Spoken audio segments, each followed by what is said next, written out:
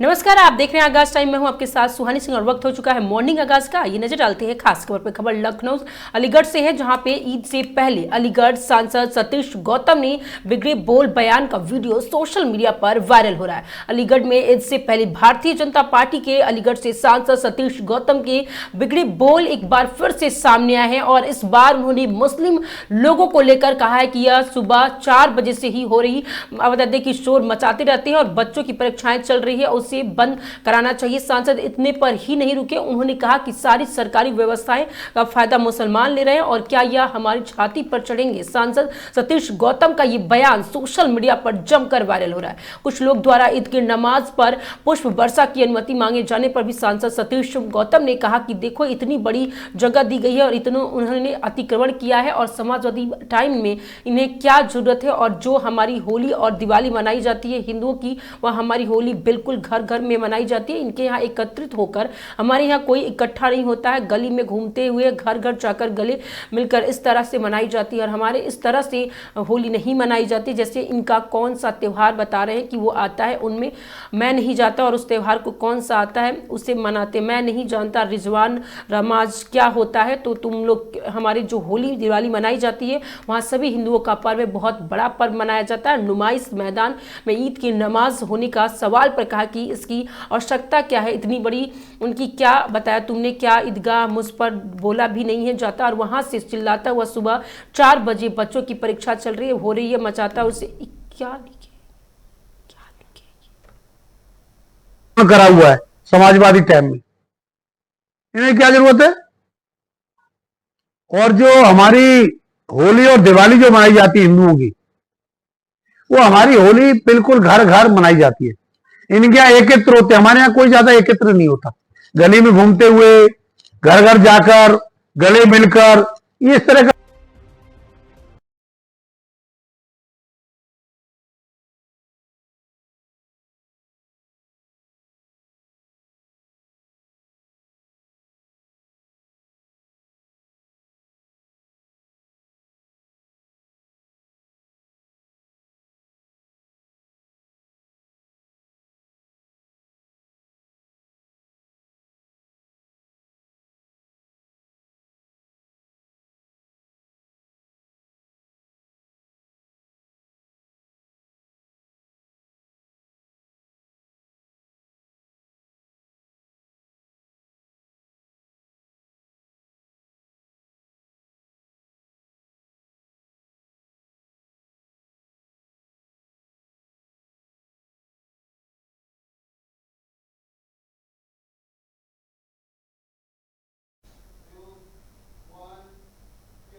खबर सोनभद्र से, जहां पे एसओजी और अवगत की पंडुगंज पुलिस की संयुक्त टीम को मिली बड़ी कामयाबी। जी हां, 12 वर्षीय बालक हत्याकांड का 24 घंटे में खुलासा, 20 वर्षीय आरोपी हुआ गिरफ्तार।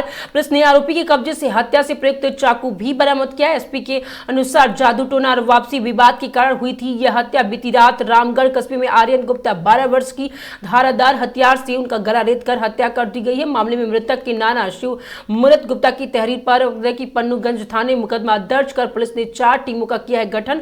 थाना पंडुगंज को की पकड़हट नहर पालिया राकी गांव के पास अभियुक्त को किया गया है गिरफ्तार।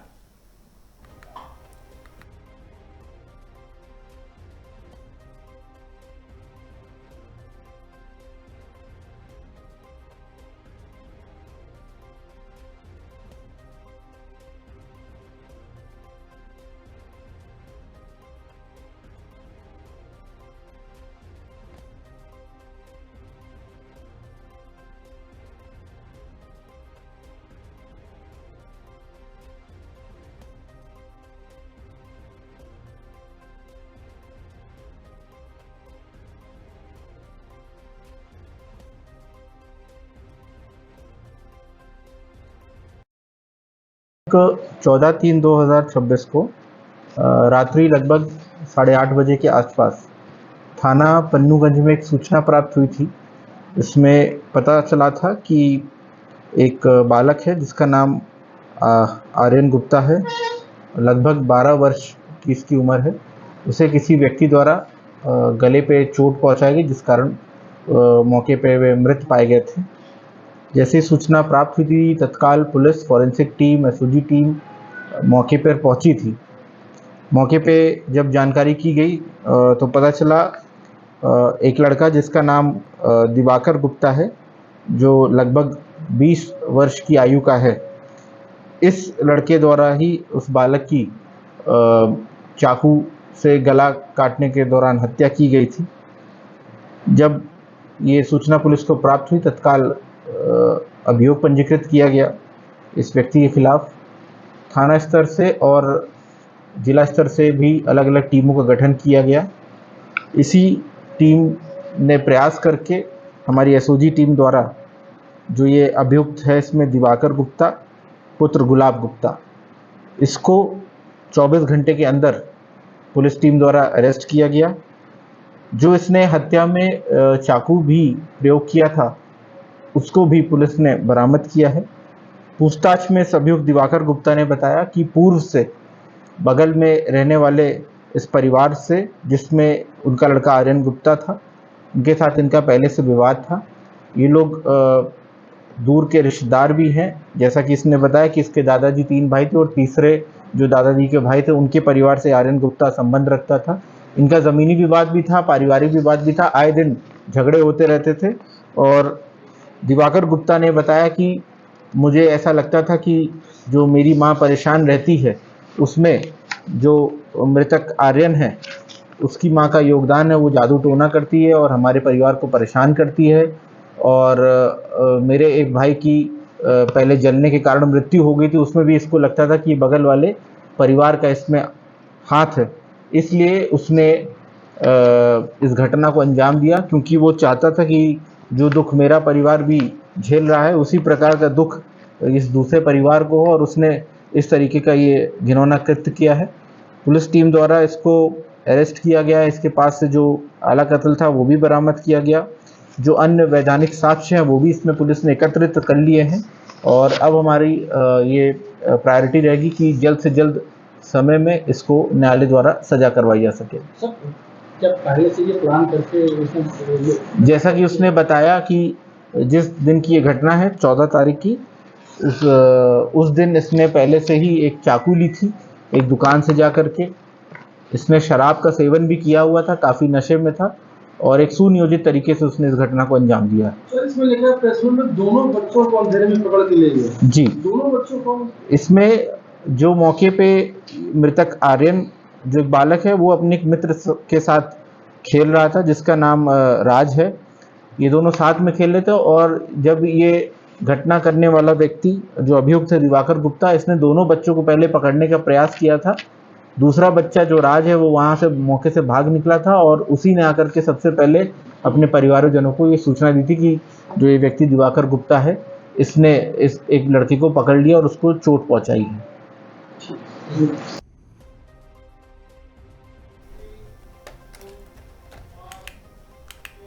खबर एटा से, जहां पे ब्राह्मण समाज के होली मिलन समारोह में उमड़ा उत्साह। जी हां, आप पता है कि अतिथि निवास में हुआ भव्य आयोजन कार्यक्रम में पूर्व ऊर्जा मंत्री की पत्नी जिला पंचायत अध्यक्ष सीमा रामवीर उपाध्याय मुख्य अतिथि के रूप में मौजूद रही। वहीं समारोह के दौरान समाज के लोगों ने एक दूसरे को गुलाल लगाकर होली की शुभकामनाएं दी और कार्यक्रम में ब्राह्मण समाज के लोगों की काफी संख्या में रहा सहभागिता और उत्साहपूर्ण माहौल देखा गया। वही कार्यक्रम में राज्य महिला आयोग की सदस्य रेणु गौड़ और बताया कि मिरहची और चेयरमैन सर्वेश उपाध्यक्ष के पूर्व जिलाध्यक्ष दिनेश वरिष्ठ, प्रवेश मिश्रा, कौशल पांडे, बिट्टू पचौरिया सहित की भारी तादाद में ब्राह्मण समाज मौजूद रहा। एटा शहर के अतिथि निवास में आयोजित हुआ ये बड़ा कार्यक्रम।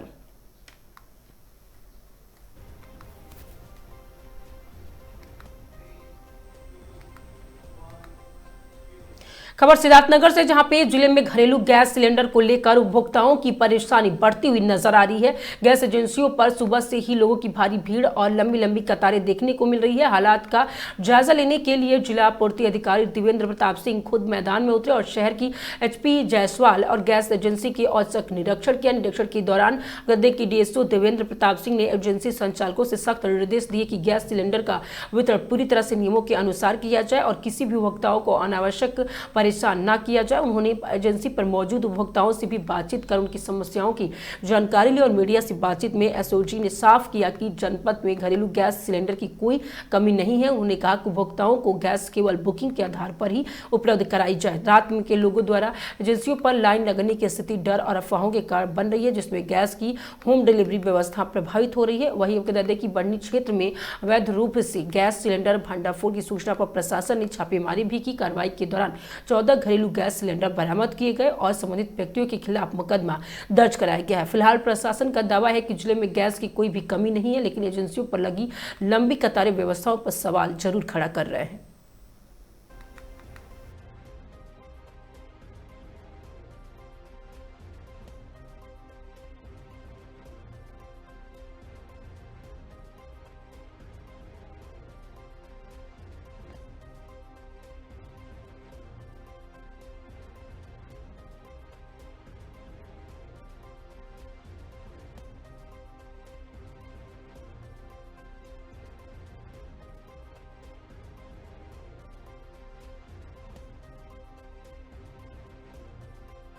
आज आप डुमरियागंज में आए हैं, निरीक्षण किए हैं एसटी एजेंसी का।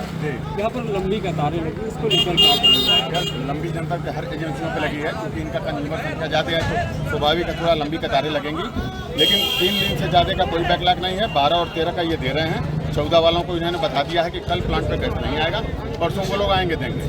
3-4 दिन से अधिक कहीं बैकलॉग है नहीं। और औसत जो भी इनका सिलेंडर आता था उससे फिलहाल ज़्यादा ही आ रहा है, कम नहीं आ रहा है। अनावश्यक जनता पे नहीं कोई। रात के अंधेरे में लोग लाइन लगा रहे हैं सर, सैकड़ों की संख्या। अब ये लोगों को समझाया नहीं जा सकता। लोगों के डर की वजह से होम डिलीवरी नहीं हो जा रही है। लोग अगर मान जाए तो उनके घर पे भिजवाना पड़ेगा। ठीक है सर, नियम है सर, अभी जो नया नियम आया है किस तरीके शहरी से? क्षेत्र में 25 दिन, ग्रामीण क्षेत्र में 35 दिन। एक बार जो ये सिलेंडर लेके जा रहे हैं, अगर शहर के हैं तो 25 दिन से पहले नहीं मिलेगा, ग्रामीण क्षेत्र के हैं तो 35 दिन से पहले। सर, बढ़नी में एक लोगों के ऊपर एफआईआर भी दर्ज हुआ है, क्या कहेंगे इसको? हाँ, कल एक जगह से सूचना प्राप्त हुई थी कि वो स्टोरेज कर रहे हैं, तो उनके यहाँ छापा मारा गया था, 14 सिलेंडर पाया गया था। उनके विरुद्ध एफआईआर दर्ज करा दिया गया।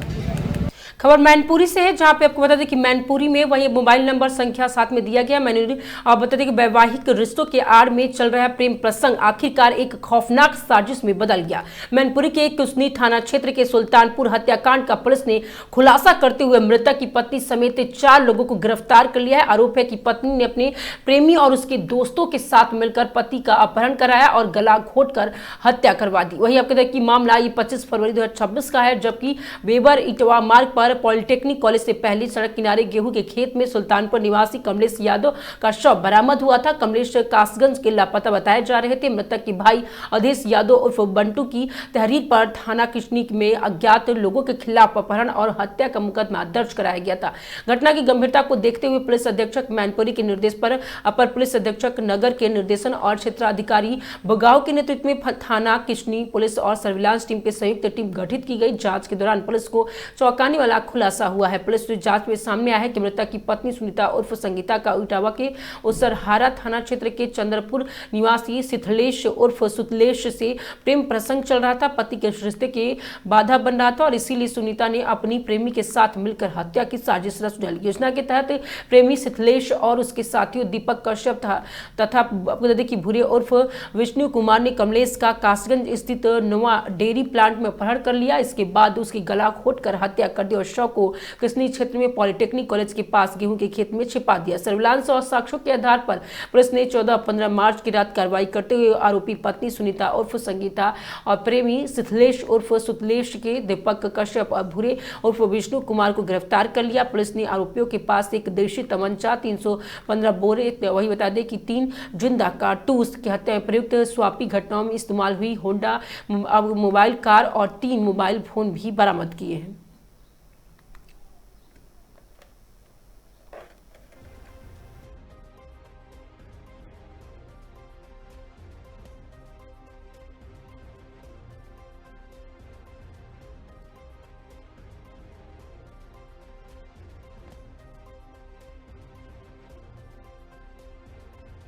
करने का खुलासा किया है, क्या पूरा मामला किस तरीके से हत्या कर जाती है? देखिए 21 फरवरी को एक व्यक्ति की मिसिंग, 21 तारीख को एक व्यक्ति की मिसिंग लिखी गई थी। वो कुशमरा से मिसिंग हुआ था और उसकी 25 फरवरी को उसकी मृतक अवस्था में उसकी डेड बॉडी हमको कुशमरा के एक पॉलिटेक्निक कॉलेज के पास गेहूं के खेत में जाके प्राप्त हुई थी। उस पर तब से पुलिस इसमें लगातार काम कर रही थी और सर्विलांस के माध्यम से और थाना पुलिस ने लगातार काम करने के बाद आज 4 लोगों को पकड़ा है, जिसमें 3 पुरुष और 1 महिला है। घटना का जो क्रम है वो इस तरीके से कि कासगंज में ये जो प्लांट पर जो काम करते थे जो मृतक है, उनको वहाँ इन 3 लोगों ने पकड़ा था, कार में बिठाकर उनको दारू पिलाई गई और मौका देखते हुए गले का जो कपड़ा रहता है टावल साफा, उससे गले को देखकर इनको मार दिया था। और कुशमरा में ही जो खेत पड़ता है वहाँ 20 तारीख की शाम को 20 तारीख की रात को उन्होंने उस डेड बॉडी को वहाँ डंप कर दिया था। और इसका जो मेन कारण है वो ये है कि मृतक की जो पत्नी है सुनीति और जो अपराधी है शिथलेश, इन लोगों के बीच में पिछले 4 साल से प्रेम प्रसंग था और उसी के तहत प्रेम प्रसंग के तहत ही इस घटना को अंजाम दिया गया। इसमें दीपक कश्यप है जिनका गाड़ी इसमें उपयोग हुई थी, वो ड्राइवर भी है, उनके नाम गाड़ी भी है और वो भी इस टाइम इस मौके पर थे और उनका एक मित्र भूरे हैं। इन तीनों ने मिलकर इस घटना को अंजाम दिया। सर, पुलिस पूछताछ में हत्यारों ने क्या ये बताया कि यही गाड़ी में लेके जब हत्या कर दी तो बॉडी यही क्यों डाली? देखिए, उसमें उन्होंने बताया कि क्योंकि जब ये बॉडी हत्या करने के बाद जब लेकर आए थे तो क्योंकि लोकल में कुशमरा में उन्होंने खेत के अंदर डाला था, लोगों को इस बात का भ्रम लगे कि हो सकता है कि यहाँ पर इनको हार्ट अटैक या किस तरह की कोई बीमारी रही हो, क्योंकि पहले से भी इसके बीमार थे। तो लोगों को लगा होगा कि नॉर्मली ये नेचुरल टाइप की डेथ को दिखाने के लिए उन्होंने रोड के बिल्कुल किनारे उस डेड बॉडी को वहाँ पर डाला था।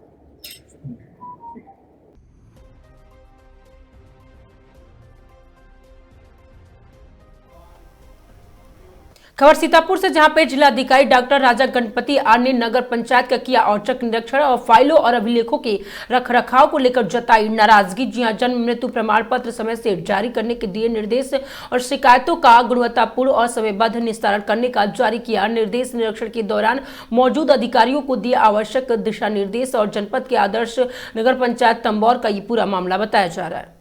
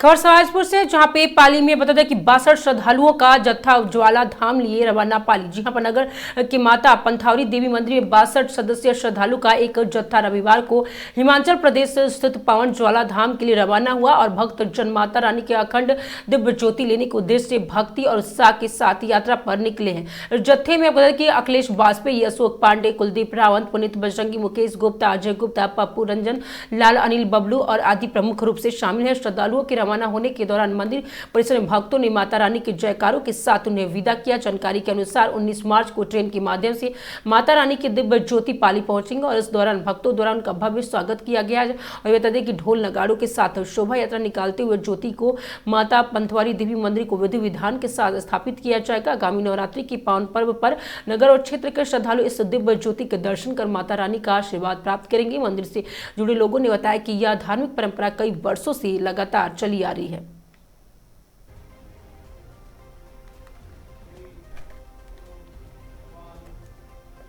खबर बदायूं से है, जहां पर जनपद बदायूं में तेज रफ्तार की कैंटर अनियंत्रित होकर विद्युत पोल से टकराया और कैंटर के सवार युवक की हुई दर्दनाक मौत। इस्लामनगर थाना क्षेत्र के जाफरपुर गांव में रहने वाला 30 वर्षीय पुष्पेंद्र पुत्र अभय राम पेंटर में बैठकर किसी काम से उझानी जा रहा था और हादसे के बाद कैंटर चालक मौके से फरार हो गया। सूचना पर पहुंची पुलिस ने मृतक के शव को कब्जे में लेकर पोस्टमार्टम के लिए भेज दिया है। मौत की सूचना मिलते ही परिवार में बुरी तरह से कोहराम मचा हुआ है। उझानी कोतवाली क्षेत्र के कस्बा उझानी में अवंतिका वाटिका के पास हुआ था ये बड़ा हादसा।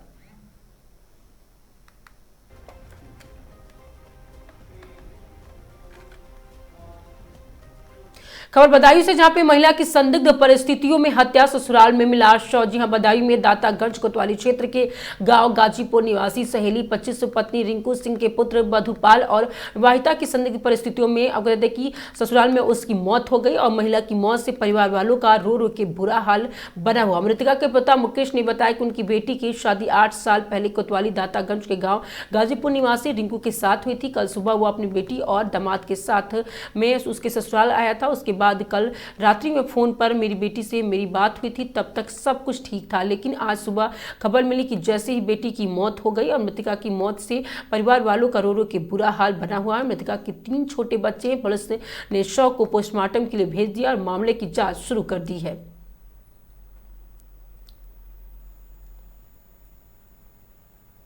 रावलपुर से आपके लिए कहाँ पड़ता है ये? शाहजहानपुर जिला में। ये क्या हुआ बेटी के साथ आपके? पता नहीं सर, कैसे खत्म हुई है ये? पता नहीं क्या हुआ क्या नहीं हुआ। मैं इसको कल भेज गए थे यहाँ पर लड़की को अपनी, और मेरा दामाद भी साथ में था। उसको यहाँ ला के गाँव को छोड़ के उसने फिर हमें वापस में विदा कर दिया यहाँ से अपने घर से। और फिर शाम 10 बजे हमने फ़ोन करा बेटी दामाद बेटी के पास, हाँ बेटी क्या समाचार हैं, क्या हाल चाल हैं, कि पापा ठीक हैं, क्या हमें खाना ना खाओ, कि तुमने हम यहाँ खाना ना खाई को कि यहाँ अब आराम से हम लेट रहे। सुबह जो है फ़ोन तुरंत पहुँचो। किसका फ़ोन आया था? पता नहीं किसको फ़ोन को, हिंद फ़ोन को। तो मेरे लड़का ने बताया हमें जाए कि पापा दीदी खत्म हो गई। तो हम भाग के आए हैं। आपके कब से रह रही थी? हैं? आपके क्या दिन से रही थी? हमारे यहाँ जी गए थे 6 तारीख। अच्छा, कल छोड़ के आए हो आप? हाँ, कल छोड़ के। अच्छा, तो क्या लग रहा है आपको? हमें कुछ नहीं लग रहा। हमें तो जय मालूम कोई लड़ाई नहीं, झगड़ा नहीं है, तो कुछ नहीं हमें लग रहा है। जब हम झूठ बोलें कि इसने जान से मार दिया है या क्या किया है, वो हमें कोई अंदेशा नहीं लग रहा है हमें।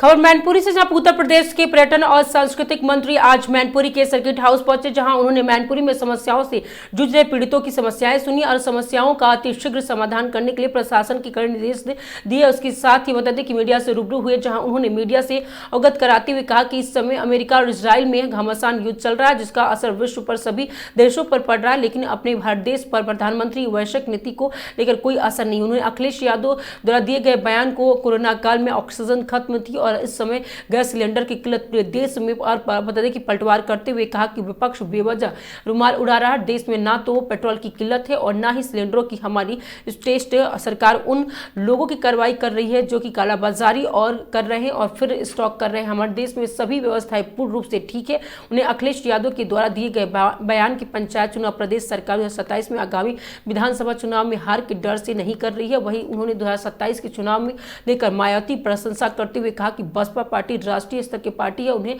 हल्के में ना लिया जाए। उन्होंने कहा कि जल जीवन मिशन के तहत उन्हें रुके हुए बजट को लेकर क्या कुछ कहा, देखिए हमारे स्पेशल रिपोर्ट में।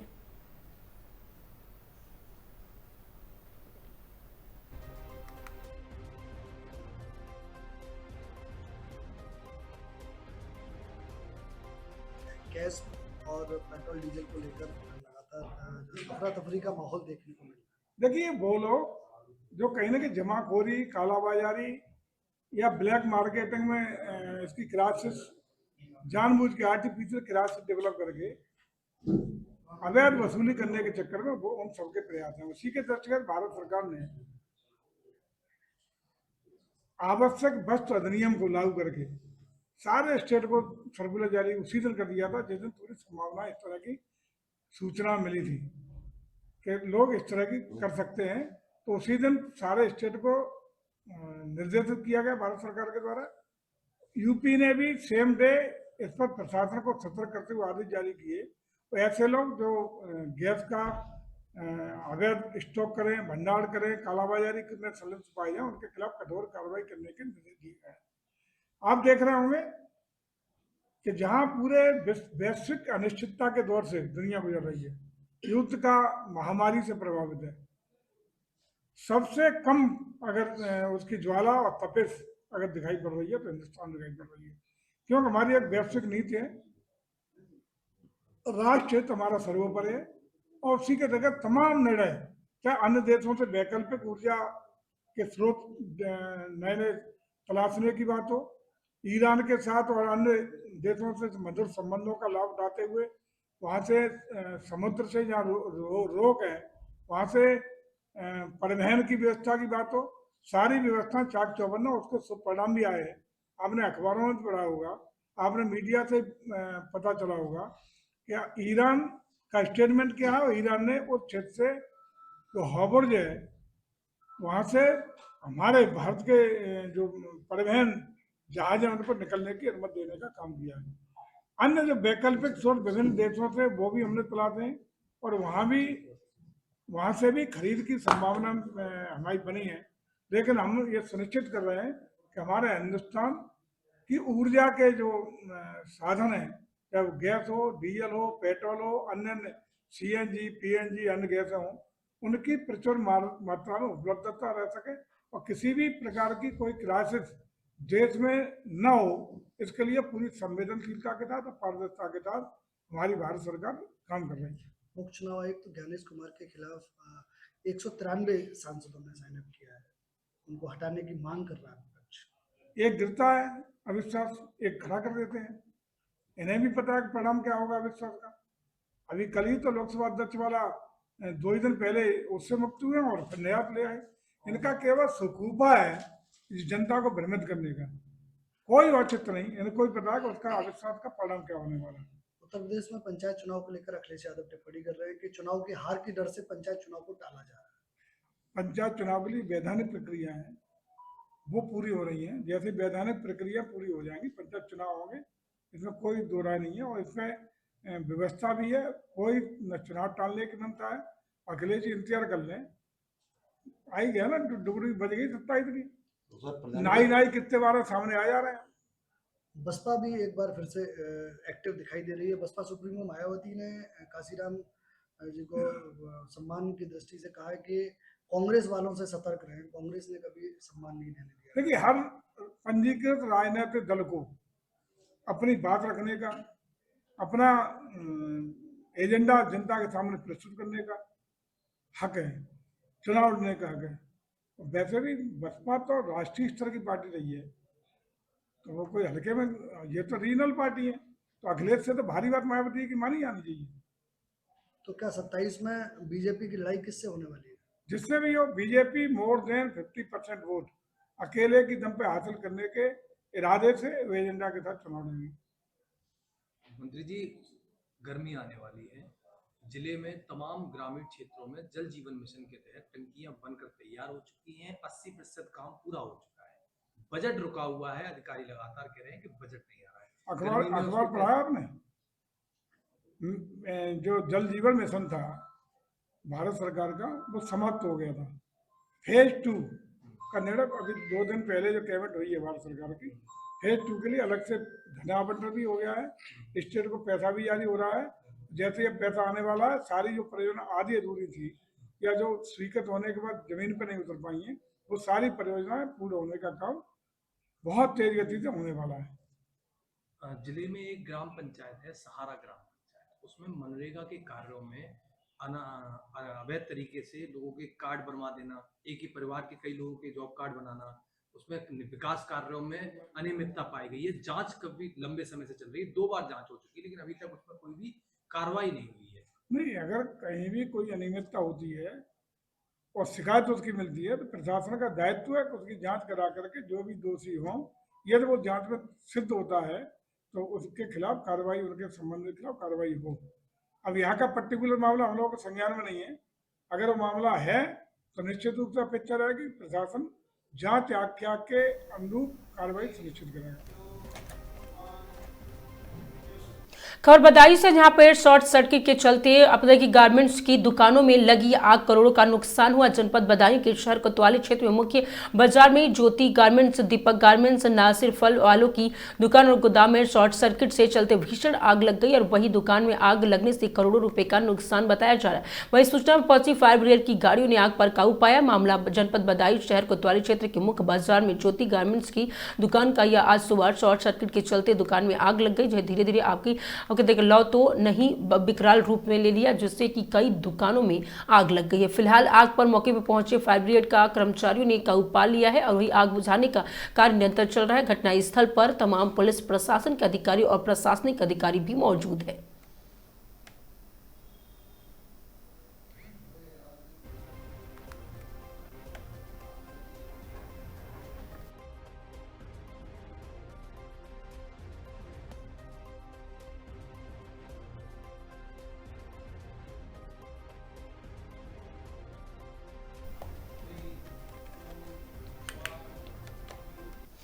खबर बताइए से, जहां पे उझानी के बता दें कि फकीराबाद गांव में महिला की फांसी लगाकर की गई आत्महत्या। वही सूत्रों के मुताबिक पति पत्नी का आपसी विवाद बताया जा रहा है।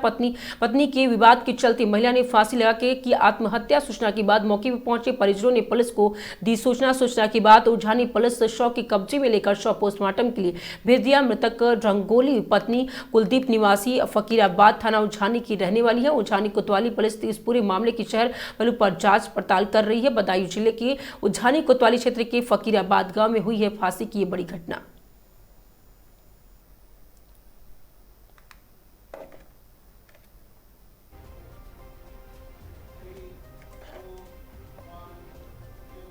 खबर बदायूं से, जहां पे बदायूं के दमदमई गांव के पास अज्ञात वाहन की टक्कर से बाइक सवार एक युवक की मौत हो गई और 2 घायल हो गए हैं। बदायूं के थाना बिनावर क्षेत्र के दमदमई गांव के पास पलिया झंडा गंगा एक्सप्रेसवे के बीच लिंक रोड पर शनिवार देर रात अज्ञात वाहन ने बाइक सवार युवक को जोरदार टक्कर मार दी, जिसमें बाइक सवार एक युवक की मौके पर ही मौत हो गई, जबकि बता दें कि बाइक पर बैठे 2 युवक गंभीर रूप से घायल हो गया।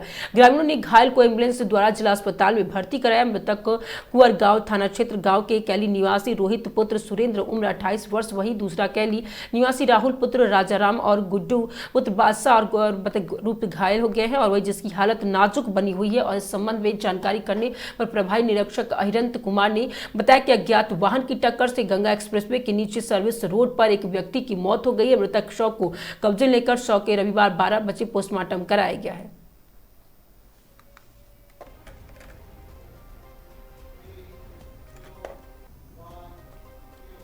खबर सोनभद्र से, जहां पे एसओजी और रॉबर्ट्सगंज पुलिस की संयुक्त टीम के हाथ लगी बड़ी सफलता। संयुक्त टीम की कार्रवाई करते हुए 25,000 के इनामी वांछित आरोपी 21 वर्षीय प्रतीक कुमार उर्फ 21 वर्ष को गिरफ्तार किया गया है। पुलिस ने आरोपी कब्जे से 22 ग्राम अवैध हीरोइन किया बरामद और हीरोइन की अनुमानित कीमत लगभग 2.20 लाख रुपए बताया जा रहा है। पुलिस के अनुसार गिरफ्तार अभियुक्त पर एनडीपीसी एक्ट के समेत विभिन्न धाराओं ने पहले से ही कई मुकदमे दर्ज है। वहीं लंबे समय से पुलिस से छुप कर रहा था ये काम। आरोपी के खिलाफ एनडीपीएस एक्ट के तहत मामला दर्ज करके आगे की कार्रवाई की जा रही है। रॉबर्ट्सगंज कोतवाली क्षेत्र के आर्यन अकेडमी के पास ग्राम गुगारी क्षेत्र का भी किया गया है गिरफ्तार।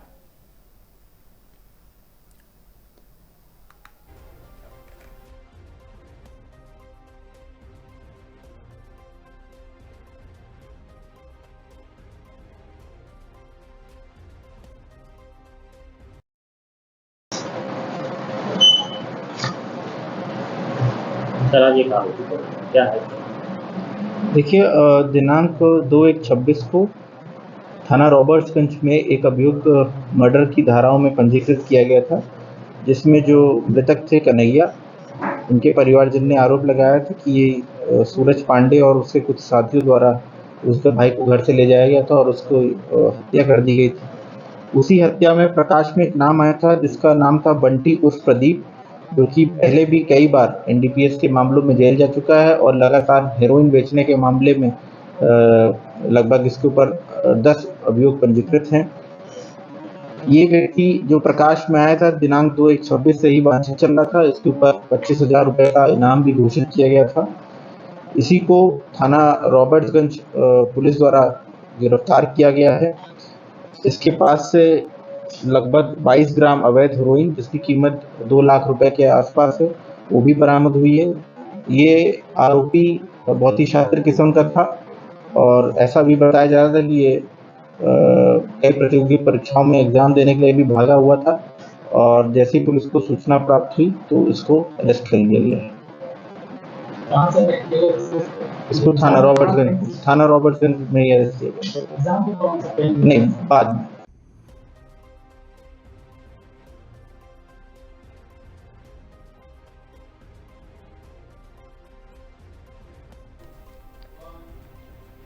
खबर सोनभद्र से, जहां पर डीजे बंद होने पर बारात में बवाल और मारपीट में युवक के हुआ घायल। जी हां, विवाद बढ़ने पर दोनों पक्षों में मारपीट हुई शुरू और छोटी गाड़ियों के शीशे भी तोड़े गए। अफरा तफरी के माहौल के बीच डीजे के साउंड बॉक्स गिरने से एक युवक हुआ घायल, जबकि भगदड़ के भागते समय 12 वर्षीय किशोर अंधेरे में कुएं में गिर गया। वहीं किशोर को सारे के सारे कुएं से उतारकर बाहर निकाला गया और 1 किलोमीटर तक गोद में उठाकर उसके बाद मुख्य निजी वाहन से सीएचसी मयूरपुर पहुंचाया गया। सीएचसी में मौजूद चिकित्सक डॉक्टर अदना ने प्राथमिक उपचार के बाद घायल किशोर को जिला अस्पताल रेफर कर दिया। सूचना पर पहुंचे पुलिस ने दोनों पक्षों को समझा बुझाकर मामला शांत कराया। गुस्से के माहौल के बीच शादी की रस्में पूरी कर सुबह दुल्हन की विदाई भी कराई गई। मयूरपुर थाना क्षेत्र के अवध के किरबिल गांव में शनिवार रात डीजे के लेकर विवाद का मामला सामने आया है।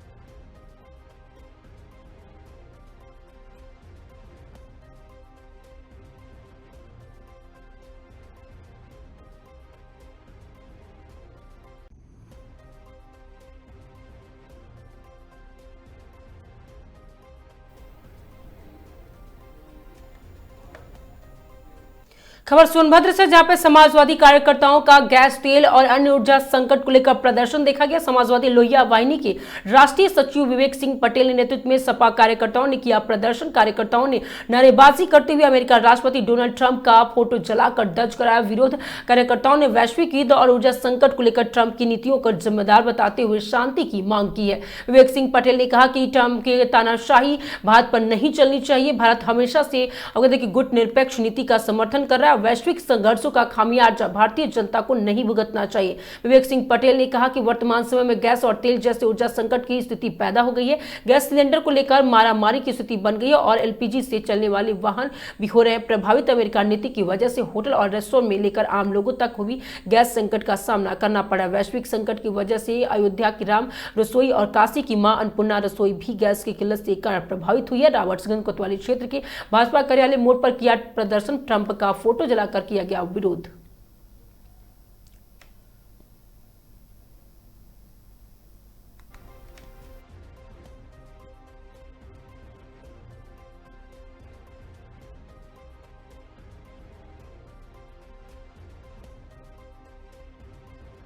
विरोध प्रदर्शन हम लोग कर रहे हैं अध्यक्ष जी के नेतृत्व में, जो कि लोहिया वाहिनी के राष्ट्रीय सचिव हैं। और आज मैं एनएसवाई छोड़कर समाजवादी पार्टी ज्वाइन कर रहा हूँ।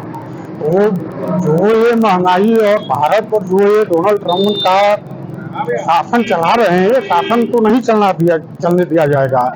आज इनका जो है अभी पुतला हम लोग फोटो जलाए हैं और यही रवैया रहेगा तो प्रदर्शन भी रोड पर हम लोग खुल कर करेंगे। जी, आपने कहा कि एनएसवाई छोड़ के सपा का दामन थाम रहे हैं। आखिर एनएसवाई क्यों छोड़ना पड़ा?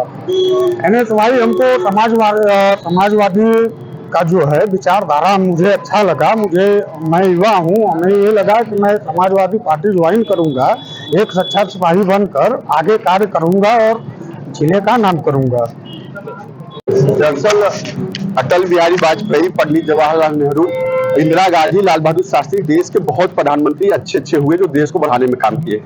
इसमें भारत देश के संप्रभुता पे डोनाल्ड ट्रंप अमेरिका के राष्ट्रपति, जो कि जब कहते हैं टैरिफ 3% से 18% टैरिफ बढ़ा देते हैं, और दूसरी तरफ आप कौन कहने वाले होते हैं कि तेल मेरे यहाँ से फिर लीजिए, फिर मेरे यहाँ से नहीं लीजिए।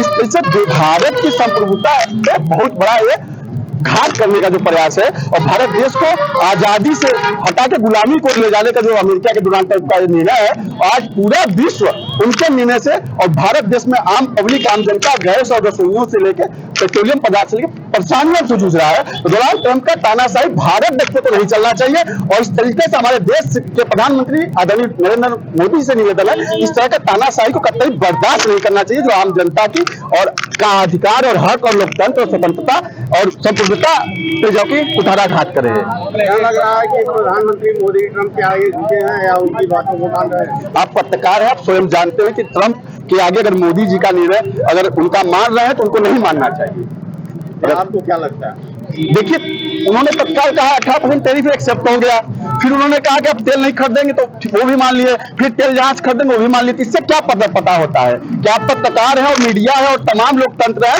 जो कि आज के सोशल मीडिया हावी है, तो पूरा खुलेआम दिख रहा है कि हमारा देश के प्रधानमंत्री किसी के बीच अपना स्वयं का स्वतंत्रता निर्णय नहीं ले पा रहे हैं। इसमें अक्षम है। जिस प्रकार से आपने कहा कि भारत स्वतंत्रता की तरफ बढ़ रहा है, कैसे स्वतंत्रता की तरफ बढ़ रहा है, कैसे मानते हैं इसको? इस तरीके से कि लगातार देश के पे हमारे ऊपर जो बात कह रहे हैं डोनाल्ड ट्रंप, उसको यहाँ पे भारत देश इंडिया माना जा रहा है, और उसको न मानने के लिए हम लोग ये प्रदर्शन कर रहे हैं। समाजवादी पार्टी के लोग, हमारे नेता माननीय अखिलेश यादव जी और श्रद्धा मुलायम सिंह नेता, जो कि लोहिया की विचारधाराओं पे चलने वाली लोहिया और समाजवादी मतलब वासी और समाजवादी पार्टी के उत्तर प्रदेश के लोग, सभी लोग चाहते हैं देश की स्वतंत्रता और संप्रभुता और देश का जो विकास है, जो कि निर्णय की भूमिका है, चाहे जो प्रदेश के मुख्यमंत्री हो चाहे देश के प्रधानमंत्री हो, वो स्वतंत्र लेना चाहिए, किसी के दबाव में नहीं लेना चाहिए। अमेरिका कौन होता है हमारे देश को कहने वाला कि मैं 18% टैरिफ लगाऊंगा और अपने पे 0% लगाएंगे, जो कि वो भी डॉलर में। एक कहाँ का न्याय है और किस तरह का न्याय? अगर अमेरिका का न्याय अगर ऐसा, तो इस न्याय को हम कतई बर्दाश्त नहीं करेंगे। इसके लिए बराबर प्रदर्शन जारी रखेंगे, और जब तक कि हमारा देश का स्वतंत्रता और संप्रभुता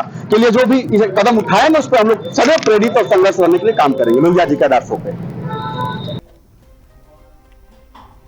खबर चंदौली से यहाँ पे स्वाट सर्विलांस और सैदर राजा पुलिस टीम की संयुक्त कार्रवाई देखी गई। ट्रक में छिपाकर रखी अब की 710 पेटी अवैध अंग्रेजी शराब बरामद हुई। कुल की 6,325 लीटर वैध और अंग्रेजी शराब बरामद किए गए। वही बता की पुट्टी लदी ट्रक से बिहार ले जाई जा रही थी अवैध शराब की खेप, और 2 शराब तस्कर गिरफ्तार। झारखंड के रहने वाले दोनों शराब तस्कर है। पुलिस के अनुसार बरामद शराब की अनुमानित कीमत करीब 1,20,000 रुपए बताए जा रहे हैं। वही कोलूरू से लोकेशन देने वाले युवक की पुलिस टीम ने दबोचा। आरोपियों के खिलाफ आबकारी एक्ट सहित कई धाराओं में मुकदमा दर्ज कराया गया। सदरगंज थाना क्षेत्र के बरठी कमरौर गांव के समीप NH-19 पर चेकिंग के दौरान मिली बड़ी सफलता।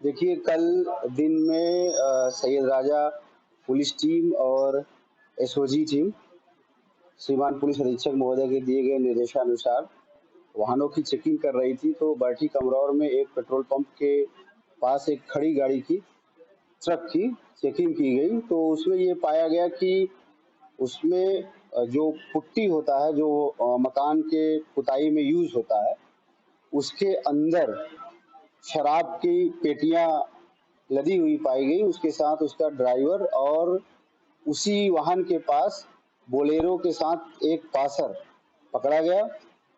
ये बरामद जो शराब था, ये 710 पेटी अंग्रेजी शराब था, जिसकी कुल मात्रा 6325.92 लीटर थी। इसका कुल अनुमानित कीमत करीब 1,20,00,000 रुपए आकलित किया गया।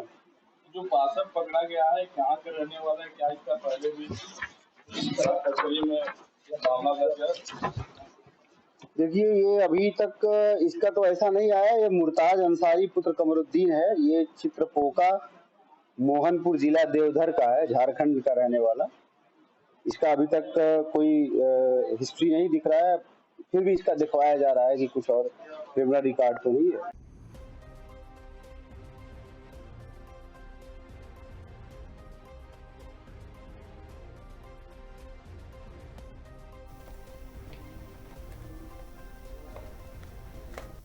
खबर कानपुर से, जहां पे व्यापारियों के लिए 24 घंटे तब तक उत्तर प्रदेश उद्योग प्रतिनिधित्व व्यापार मंडल, जी हां, व्यापार मंडल कमेटी का गठन, पदाधिकारियों को सौंपी गई जिम्मेदारी। उत्तर प्रदेश उद्योग प्रतिनिधि व्यापार मंडल बनवारी लाल कंचल की टीम द्वारा आयोजित किया गया कार्यक्रम में अनेकों व्यापारी गण मौजूद रहे। कानपुर देहात के बागपुर क्षेत्र के व्यापारियों की बैठक आयोजित कर नई व्यापार मंडल कमेटी का गठन किया गया।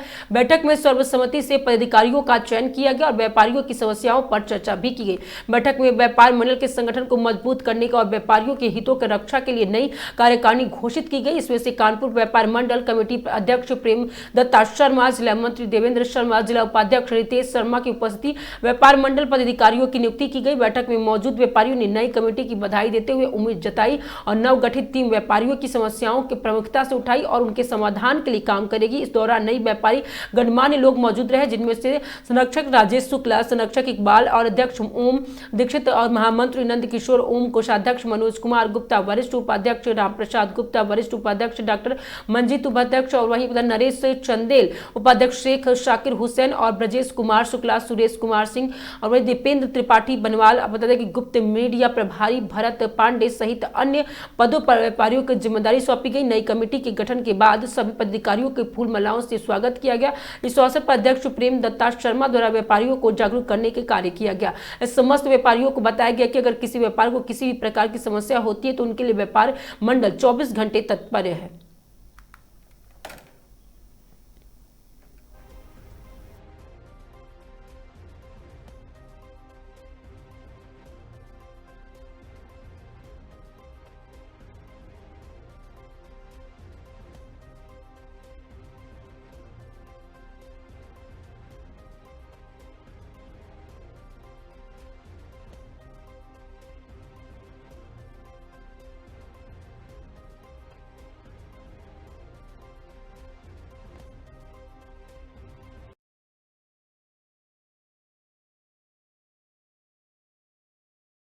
नाम के साथ परिचय दीजिए। आज यहाँ पर क्या कार्यक्रम आयोजित हुआ?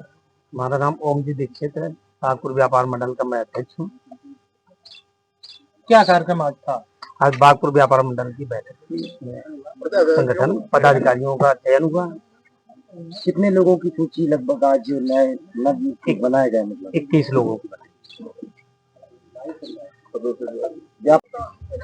आज यहाँ पर क्या कार्यक्रम आयोजित हो रहा है, क्या नाम है? मैं प्रेमदत्त शर्मा, उत्तर प्रदेश उद्योग व्यापार प्रतिनिधि मंडल से कानपुर मंडल अध्यक्ष एवं जिलाध्यक्ष। आज यहाँ पे बागपुर बाजार में व्यापार मंडल कमेटी का गठन किया गया है।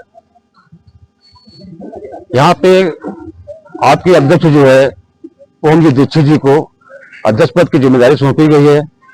इसके बाद में नंद किशोर जी को यहाँ पे जो है महामंत्री पद की जिम्मेदारी सौंपी गई है और मनोज कुमार जी को कोषाध्यक्ष की एवं अन्य पदाधिकारी भी यहाँ पे बनाए गए हैं। और मुझे पूरी उम्मीद और पूर्ण विश्वास है कि यहाँ के हमारे पदाधिकारी सभी व्यापारी भाइयों की समस्याओं का समाधान पूरे निष्ठा भाव से करेंगे। जो भी व्यापारिक समस्याएं आती हैं और व्यापार मंडल उन समस्याओं का 100% जो है जो भी समस्याओं का उनके समाधान कराने की पूरी कोशिश करेगा। व्यापार मंडल आपका आगे किस तरीके से व्यापारियों के लिए मतलब हेल्पफुल साबित होगा, मददगार? अभी तक जो है व्यापार मंडल जो है आज उत्तर प्रदेश उद्योग व्यापार प्रतिनिधि मंडल 52 सालों से लगातार उत्तर प्रदेश के अनेकों जिलों में कार्य कर रहा है और अभी तक जितनी समस्याएं व्यापारी का आई है व्यापार मंडल समस्याओं का समाधान करते हुए चला रहा है। हमारे प्रदेश अध्यक्ष माननीय बनवारी कंचल जी जो भूतपूर्व सांसद रह चुके हैं, लगातार जो है व्यापारी समस्याओं के समाधान के लिए हमेशा जो तत्पर रहते हैं और हमेशा उनकी समस्याओं का समाधान करते अब तक आए हैं। और यहाँ पर भी व्यापार मंडल बागपुर व्यापार पदाधिकारी समस्याओं का जो भी समस्या का समाधान कराने के लिए हमेशा तैयार रहेगा, ये मैं पूर्ण विश्वास साथ सभी व्यापारी भाई से कहता हूँ। खबर सोनभद्र से, जहां पे धान कुटाई मशीन की चपेट में आने से महिला की दर्दनाक हुई मौत। साड़ी मशीन में फंसने से सिर मशीन की ओर खींचा, मौके पर हुई मौत। मृतका की पहचान रेखा 45 वर्षीय बताई जा रही है और पत्नी मल्लू निवासी सरपहरी के रूप में हुई है और घर के पास आई सचल थाना कुटाई मशीन से निकल रहे चावल को देख रही थी महिला। हादसे के बाद क्षेत्र में शोक का माहौल देखा गया। सूचना पर पहुंची मयूरपुर पुलिस ने शव को कब्जे में लेकर पोस्टमार्टम के लिए द्वदी भेजा है। पुलिस ने थाना कुटाई करने वाले ट्रैक्टर और मशीन के कब्जे में लेकर जांच शुरू कर दी है। मयूरपुर थाना क्षेत्र के सरपहरी गांव के हरिजन बस्ती की पूरी घटना बताई जा रही है।